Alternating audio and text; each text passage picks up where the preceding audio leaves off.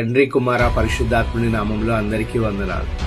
హల్లెలూయా ministries వారి దేవుని శుభవార్త. ఆదికాండము 6వ అధ్యాయము 8వ వచనం. అయితే నోవాహు యెహోవా దృష్టి యందు కృప పొందినవాడాయెను. లోకమంతా పాపముతో నిండిపోయి దేవుడు భూమిని తుడిచిపెట్టాలని నిర్ణయించుకున్న భయంకరమైన సమయం అది. అందరూ ఒకే దారిలో వెళ్తూ ఉన్నారు. అందరూ వినాశనం వైపు పరిగెడుతూ ఉన్నారు. కానీ ఆ కోట్ల మంది జనాభాలలో ఒక వ్యక్తి పేరు మాత్రం బైబిల్లో ప్రత్యేకంగా రాయబడి ఉన్నది. అయితే నోవాహు యెహోవా దృష్టి యందు కృప పొందినవాడాయెను.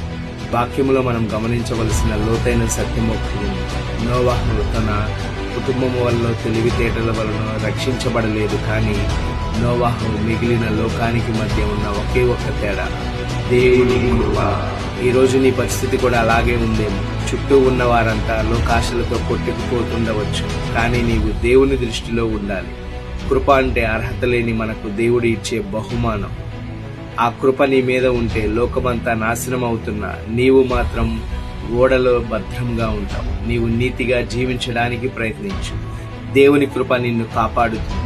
ఈరోజు నీ కొరకు ఈ శుభవార్త. నీ జీవితమును మార్చుకుని విశ్వాసంతో జీవించిన వాడిగా ఉంటే దేవుని కృప నీ జీవితాన్ని మార్చేస్తుంది. ఆమేన్.